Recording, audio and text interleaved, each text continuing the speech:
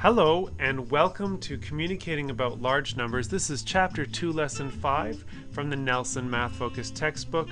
I'm Mr. Burko. Welcome to my Mathcast. Our goal today is to explain your thinking when creating and solving a problem.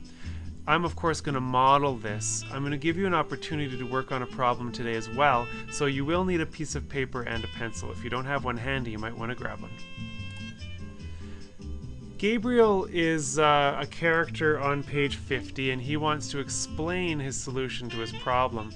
So it's not just that he wants to solve the problem, he wants to explain that he has the right answer, and he wants to explain, for the purposes of a test, for instance, that he did the work and that he can prove that he knows how he did it. This is good for you to watch, and I'll model it, and tomorrow when you're working through the textbook, I want you to keep this in mind. The question is, how much will it cost to buy 720,000 ladybugs if there are 2,000 ladybugs in a box and each box costs $16.50 or $16.50?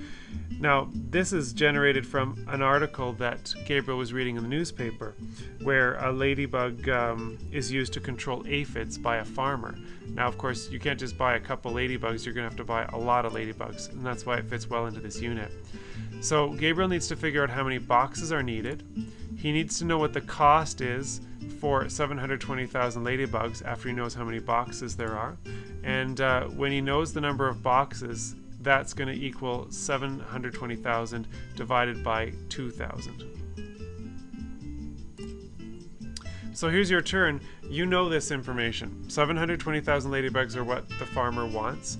There are 2,000 ladybugs in each box, and the box costs $16.50. I want you to consider this checklist here out of our textbook. Did you show all the steps? Did you show the right amount of detail? Did you check your answer? Okay, so these are important, 3 important steps. Go ahead and check that out. I'll ask you to pause the presentation. You might need a calculator, and I'll give you a hint. You can drop these zeros, and you'll help yourself by making these numbers smaller. Welcome back. I hope you had a chance to answer that question. Let's go through it now and see how close your answer was. So 720,000 is the amount of ladybugs that we want. Now we want to figure out how many fit into a box. In other words, we're dividing them into boxes. There's 2,000 in every box, so division is what we're going to use. Now remember I said you can drop those zeros? You're going to get the same answer if you divide 720 by 2.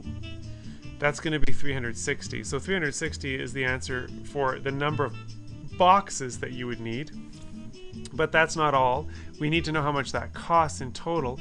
Since each box is $16.50, then we're multiplying it by 360, right? We're going to make a larger number there, so we're going to multiply 360 by $16.50, which is going to give us $5,940 in total, which is really expensive. So I hope that it's worth it, because pesticides must be really expensive if they're competitive with that, but of course this is much more environmentally responsible.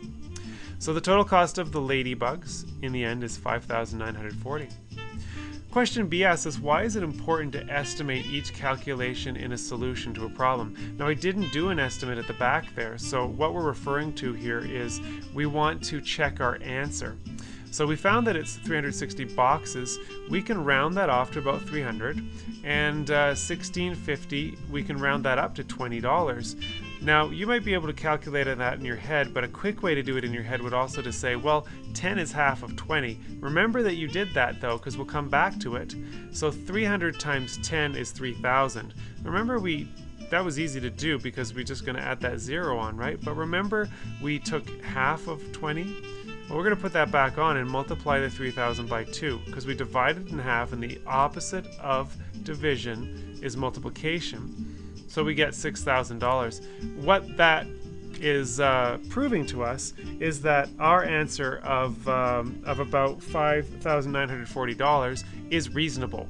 So we do an estimate when we do a large problem like this because we want to check if we got the right answer.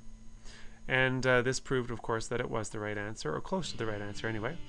So thanks for joining me, and I'll see you next time.